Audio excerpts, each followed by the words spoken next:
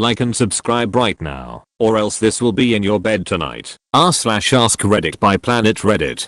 Serious, former depressed teen cutters of Reddit. What can or should a mom do to help? I am flabbergasted by the detailed comments and private messages I have received. I am sort of a novice Redditor and type on an iPad, so I am sorry if I don't respond to all, but the main purpose was to show the responses to my friend who has no experience with Reddit. I sent her the link and she is reading and taking in all of your stories and thoughts. People are good. Thanks for taking time out of your day. As an adult who cut in my teen years, I can try to give you a different insight. I had a lot of pain emotionally and mentally in my teens that was out of my control, and sometimes it would build up to the point where I felt I would explode. Not a lot of friends. Didn't feel attractive. Not many goals of my own. Couldn't dress how I wanted. Parents got upset when I would read too much, etc. So I'd cut, and the sensation of pain in small doses helped expel the inner pain. It felt like a balloon slowly letting the air out till it wasn't so close to popping. I had pretty controlling parents. I wasn't allowed to make my own mistakes, choose my own friends, join what clubs I wanted to, wear what clothes I wanted to. So I didn't really have any way to self-express. I felt trapped. I think if my mom or dad had ever just sat me down and actually listened to my wants, it would have helped. But sometimes adults can't wrap their minds around what a teenager wants, so they tell them no. I wish my parents had worked harder to understand me. I know now they were just trying to help the only way they knew how, but it ultimately had the opposite effect. TLDR. Listen to your child's wants and needs and do your best to give them that, even if you don't understand them. I think the controlling part has a lot to do with it. I used to cut because I felt it was the only way I had control over myself. My parents actually never knew because I kept it hidden. I did tell my therapist, though. I see a lot of the things other people have mentioned as well.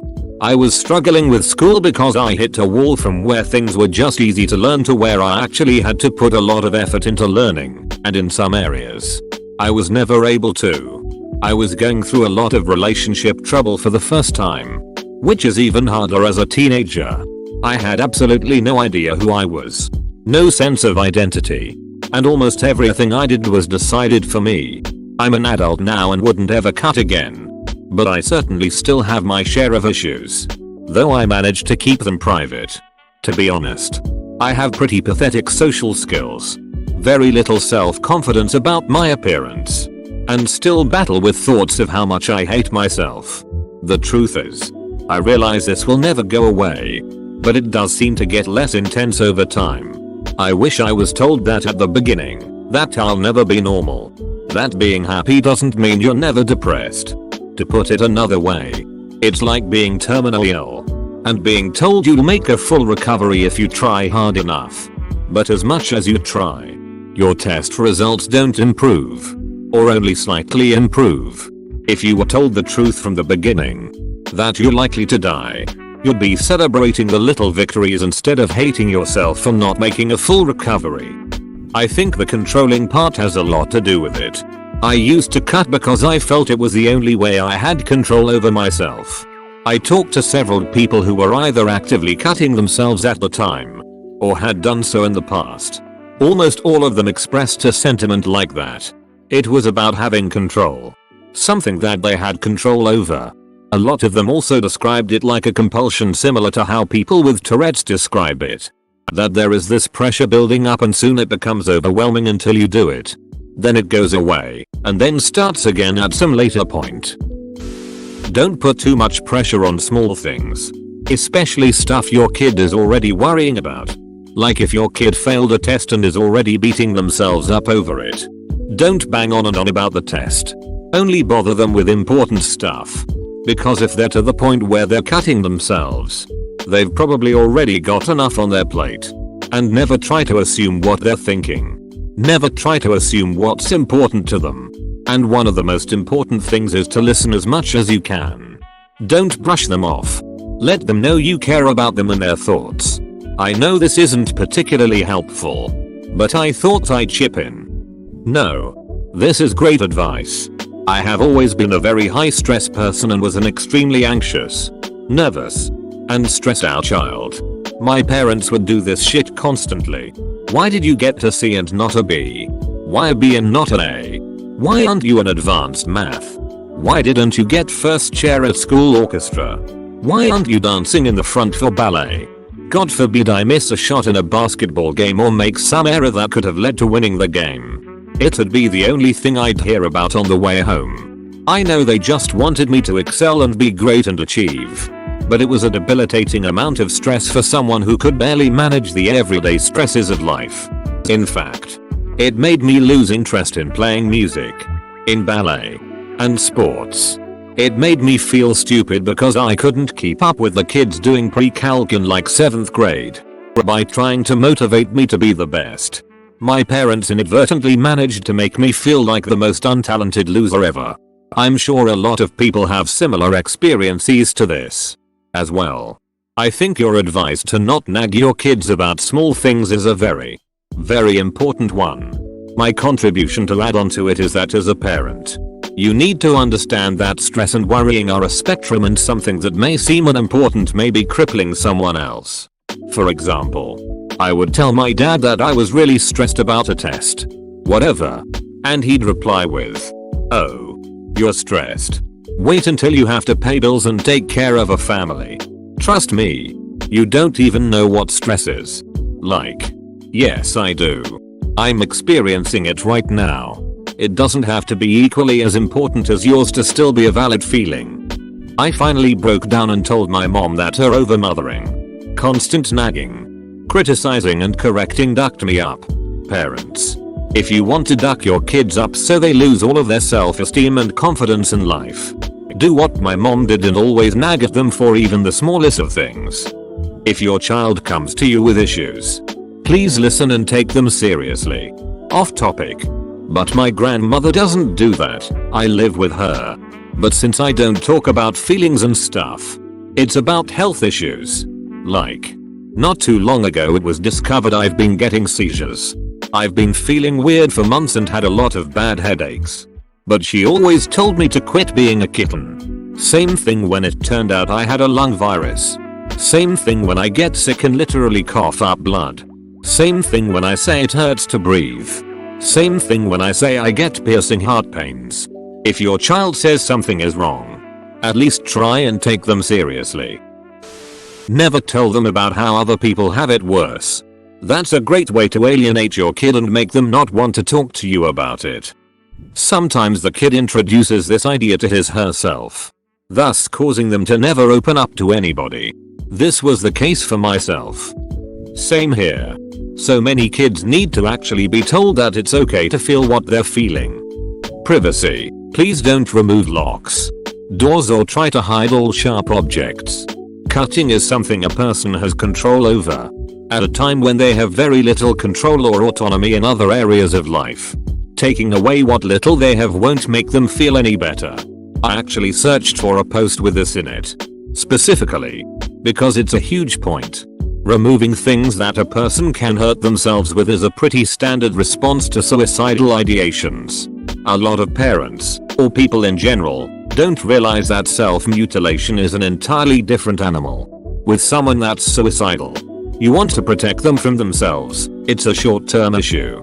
If you can keep them safe and accountable for a few hours, that's often enough to keep them from doing something drastic. But self-mutilation is a long-term problem. And trying to do "I'm not going to let you out of my sight or let you have anything you could hurt yourself with" stuff over the long term is basically holding someone hostage, and will only compound the anxiety and feelings of helplessness that often drive people to mutilate in the first place. Also worth mentioning is that it won't work anyway. It's fairly easy to remove everything from an environment that's potentially lethal. It's not so easy to remove everything that someone can use to self-harm, including their own bodies, by biting, bruising, or clawing themselves, and all you're doing is ensuring they won't come to you again. The only time either of my parents ever addressed the issue with me was when my mom yanked my arm, rolled my sleeves up, laughed and smacked the cuts really hard. It was a defining moment of my adolescence that warped my perception of my self-harm plus mental illness and caused irreparable damage to the relationship we have. For the love of God, don't trivialize invalidate, or otherwise downplay how your child is feeling because it's been 8 years and I still want a ducking dialogue. Don't do this to your kid. Who the duck does that to their child? Oh my ducking god. I'm so sorry that this happened to you. I honestly hope that you cut your mom out of your life, because anyone who has enough of a lack of empathy to abuse someone like that is a ducking monster. Holy shit. I agree. She should be gone after that. Let me add to the door thing. Do not remove the door of your child's room. This is, by far, the worst form of punishment for a teen. Privacy is an essential part of development for every animal. Removing the one space where they feel safe, comfortable, and secure will duck with your child's head. Privacy is so important for remaining mentally stable that, in zoos, animals that have nowhere to hide from guests will develop a variety of mental disorders. This can range from not eating to licking off all of their fur that they can reach. Removing the one space where they feel safe, comfortable, and secure will duck with your child's head. Well, this explains a lot. My parents never took my door, but if I was gone for a day or two, I'd often come back to find my room torn up and all of my stuff gone through. Step 1. Listen. Just listen. Don't judge, assume anything, or try to fix any issues. Just hear them out with a compassionate ear. After the Columbine shootings, hordes of people were accusing Marilyn Manson and his music of being a driving factor in the kids' motivation. He was asked what he would say to Klebold and Harris if he could talk to them. Manson said he wouldn't say anything at all. He'd just listen, because if someone had sat down and listened to them in the first place and let them have a constructive outlet for their problems, he thinks the shooting would have never happened. I think he's spot with giving someone a caring ear. This would do wonders to remedy self-harm as well. Knowing how to listen effectively is an underrated skill. Conveying to the other person that you are in fact listening is super important. So how do you do that? Because I either make things better or worse when listening to people, and I have no clue what I do wrong or right. Edit. Thank you. There really is some helpful advice down there. Firstly, please understand that as unhealthy as it is a coping mechanism. Although the cutting is a problem, it's not the problem. They're doing it because at some level it helps them deal with whatever they are struggling with. So just trying to get them to stop is not going to help. To help them stop, you really need to help them figure out what is behind it, and help them deal with that. Having said that, one thing that really helped me stop was making a paper chain for my bedroom. Every day I didn't cut, I'd put a colorful link. Any day I did, I'd put a white link. That gave me a small incentive. Too many white links close to each other made the chain boring, but it didn't make me feel guilty, and it helped me see everything that was going on as a progression. Slipping up one day didn't destroy anything. I just made a note of it and kept going. It was really helpful for me to have a record that I could display publicly without anyone else knowing what it meant. And that was actually pretty. Also, if there is any history of depression or other mental illnesses in your family, talk to your kid about them. I was struggling for years before I realized that I was depressed. Years later, I've discovered that both my mother and one of my aunts have also dealt with depression at different times in their lives. That would have been great to know at the time. I was already miserable. It would have been such a help to at least know why. Don't say, "Why are you doing this to me?" I'd also suggest outside help. I'd avoid saying stuff that might make them feel guilty or ashamed. Like telling them that they're hurting themselves makes you feel awful, scared, sad. Or outright telling them that they have to stop it. That kind of talk only made me hide it better. At least, maybe ask them why they do it, and if there is anything you could do to help. This is super important. I remember being so upset after my mom told me that cutting myself hurt her more than whatever I was doing it for had hurt me, that I just started cutting more over the additional guilt and hiding it better. The problem with what your mom did is that it's a clear attempt to guilt trip. She thinks if she tells you that you'll stop, and she's wrong. But she is scared. A teen knows that it doesn't matter whether you tell them. The key is that you're not letting that information be used as a tool to stop the cutting. Get them help. But don't pretend you don't care and aren't afraid. Because that's bullshit. When I was in high school I went through a really hard time and got really mentally ill. I ended up breaking down to the school counselor and she got my mum involved. She obviously already knew what was going on because mums know everything. When I was at my worst she would regularly check up on me. And when I was asleep she would sometimes check my wrists and stuff to make sure I was okay. She never acted surprised. And was more of a friend to me than my mum during the whole thing. She took me to regular counseling. And even got me in a pupil referral unit, which is a school for kids who simply can't handle a mainstream school. We wouldn't really talk about the fact I was depressed. But if I was having a shitty day she would sit with me until I felt okay.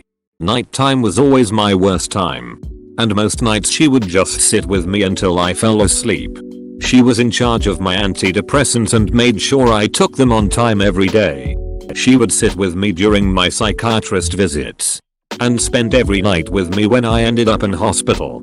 My dad pretty much stayed out of it and didn't really speak to me much when I was down. The whole thing really upset him.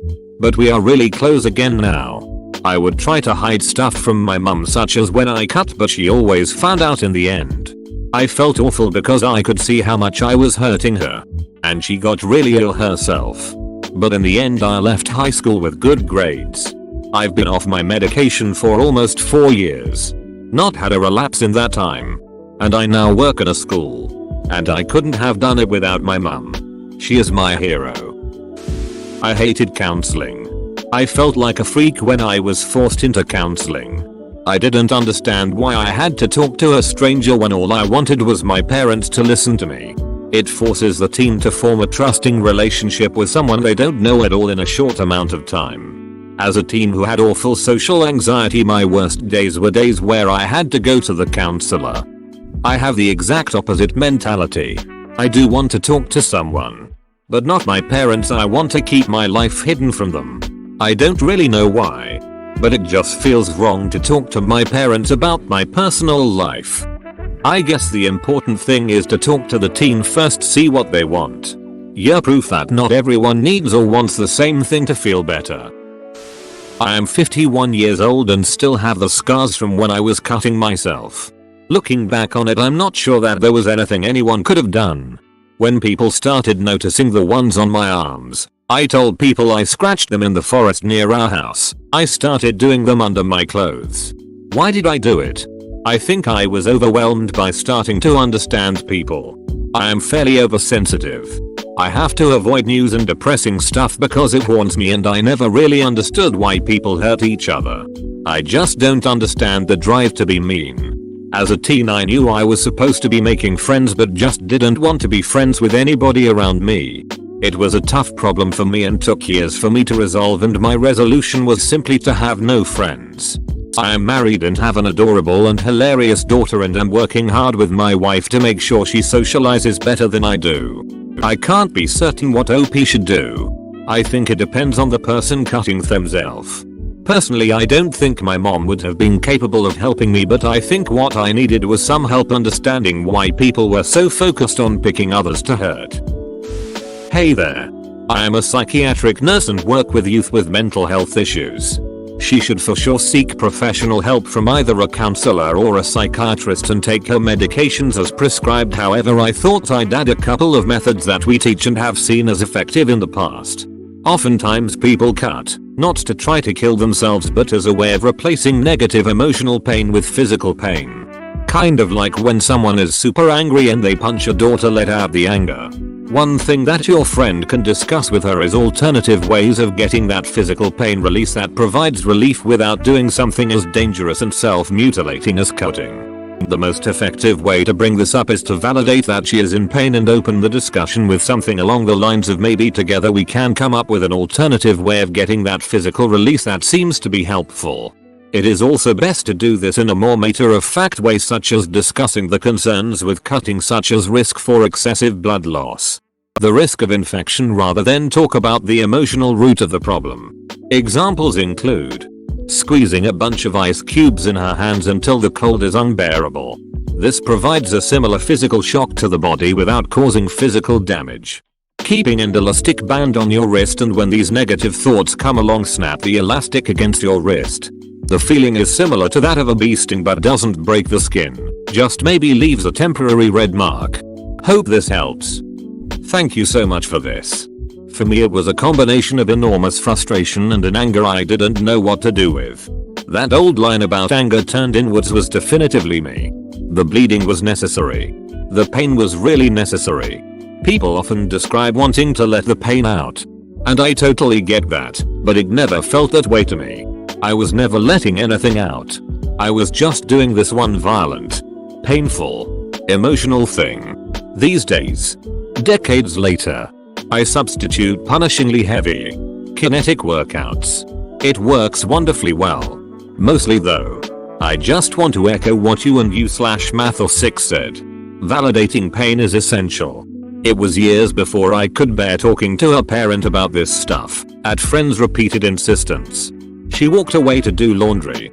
And that was the end of that. I found my own solutions. But that is really, desperately not optimal.